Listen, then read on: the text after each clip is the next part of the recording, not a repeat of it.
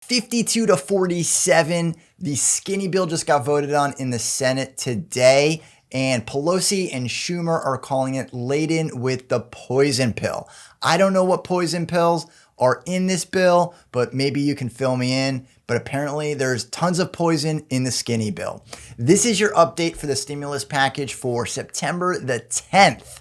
But before we do, if this is your first time at our channel or you haven't subscribed, click on the subscribe button at the bottom. My name is Travis Sickle, certified financial planner, helping you reach your financial goals.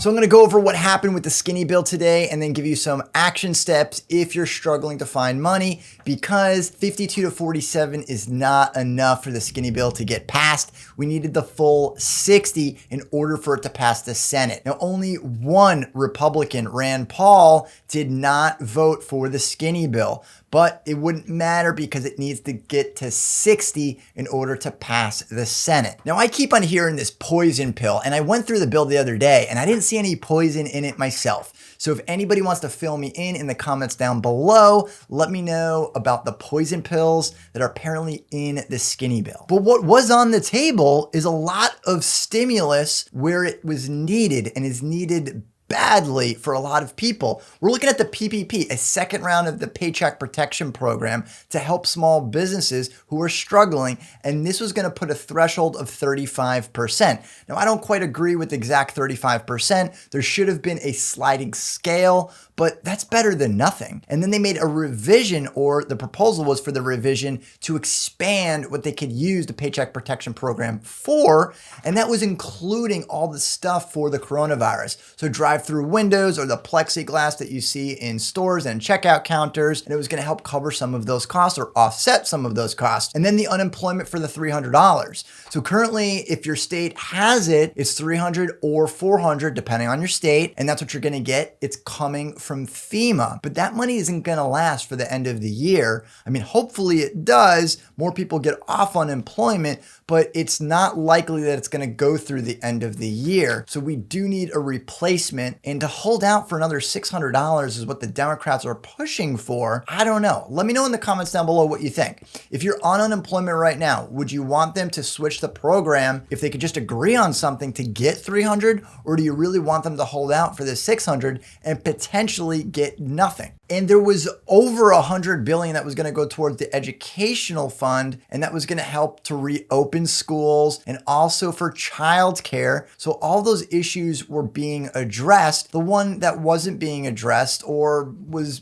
basically being given a significantly less amount of money, was the state and local funding. But as I showed in a previous video, Mnuchin and Congressman Jim Jordan, they both said that the states have plenty of money and they have access to additional money, additional funds if they need it. And earlier I was reading an article that was talking about Pelosi, and she was quoted basically saying that she wanted to hold out for unemployment and state and local funding. And it really just seems like every single point she brings up just has state and local funding attached to the end of it. And that is the common theme. They want more state and local funding. But what I'm not seeing is in the comments and any of the videos saying, yes, I'm okay with holding off getting unemployment or an enhanced unemployment until we get state and local funding. Or yes, I'm okay with not getting money for schools to hold out for state and local funding. Or I don't care about the PPP program or the EIDL grant or any of the additional funds that we could possibly get in any of these proposals to hold out for state and local funding. But what's really confusing about pushing for state and local funding is I've seen a lot of local funding for a lot of the same things that the CARES Act has already provided, like the PPP or the EIDL grants, that is giving small businesses additional funds, which is great to see that they're supporting their local businesses. But what doesn't make any sense is if they really need the money for other stuff related to the coronavirus, then why are they just giving out the money in grants? Why don't they just use the money for things that state and local governments need to use the money for or should be using the money for? So I am trying to figure out these two parts. The state and local governments, which states and which local governments are are truly in need of additional funds to fight the coronavirus. And point number two is I can't find what would be considered a poison pill in the skinny package. So both Pelosi and Schumer have said that there's poison pills all throughout, and it doesn't look bad to me. So I'm really trying to figure out where that poison pills are. So if someone could just leave some comments, if they can find some articles on what they're referring to, because I'd really like to know. Because what's not the poison pill is if they go through with the skinny package, the skinny proposal, and then the Republicans decide, okay, we got through what we wanted, we're not going to allow any of the state and local funding to make its way through.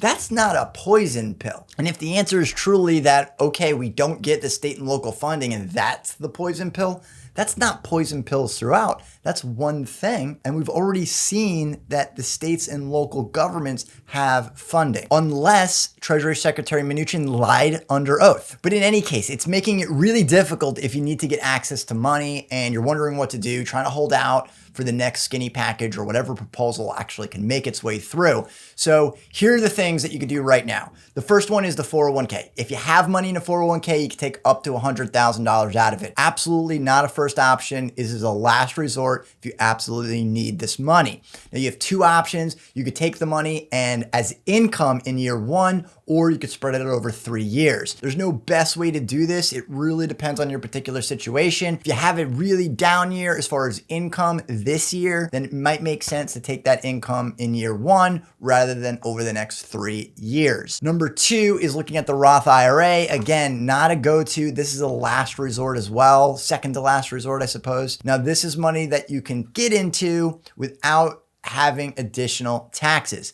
So this is really important because if your adjusted gross income is too high, you might disqualify yourself from certain credits or possibly a stimulus check if your income is right at that threshold of $150,000 for married filing jointly, or if you're single, it was $75,000 to $99,000. But again, it depends on what's going to be in the second stimulus check. But you want to pay attention to what you might miss if you're pushing your adjusted gross income higher because you're taking the money out of the 401k. And that's all about this year. If you were a high income earner in 2019, that's got nothing to do with 2020. So it's really just about 2020. So if you're over that threshold previously, but all of a sudden you're way below it, well, then you want to stay way below it so you qualify for those additional stimulus checks and possibly credits if you're entitled to them. And then of course there's the unemployment, and hopefully that will continue to get extended, and hopefully your state accepted the $300, wasn't South Dakota. Hopefully they accepted the $300 so you can get support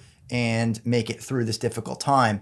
And number four is looking at the PPP and the EIDL.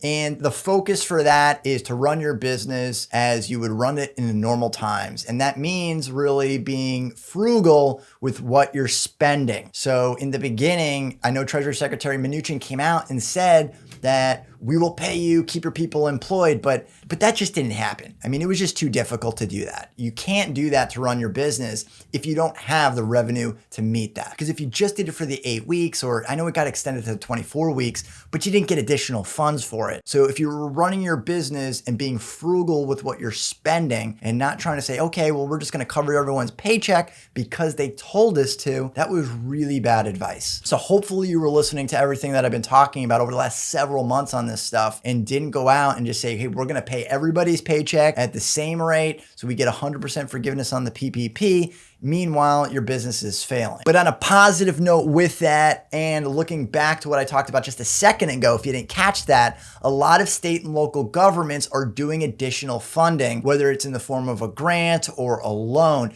So you want to look at all your resources. You want to go to your state, your county's websites and look to see if they have any available assistance. And if you're having trouble making any payments whatsoever, call whatever vendor it is, call whatever lender it is, call and negotiate and ask if there's anything that they can do to help you out. You're probably more likely to get some leeway when it comes to debt obligations like a mortgage or possibly rent, but you're gonna have to work it out because it's really on an individualized basis. And there's so many of these things across the country that it's difficult. I can't go through every single one of them to say, hey, there's this program or that program, but I do know that I'm in Tampa, Florida, and I know there's a handful of programs that they've rolled out for small businesses in certain areas and for struggling families. So you want to look to your state and local governments because they do have other programs, or they could have other programs that might help you through this difficult time. So as it stands right now, we're just back to the waiting game. Hopefully we can get another proposal in here, and hopefully one that actually gets through. I know a lot of the comments are another proposal that doesn't get passed, but so just keep those fingers crossed and hopefully something gets worked out. And if you've enjoyed this video, be sure to subscribe and leave your comments down at the bottom.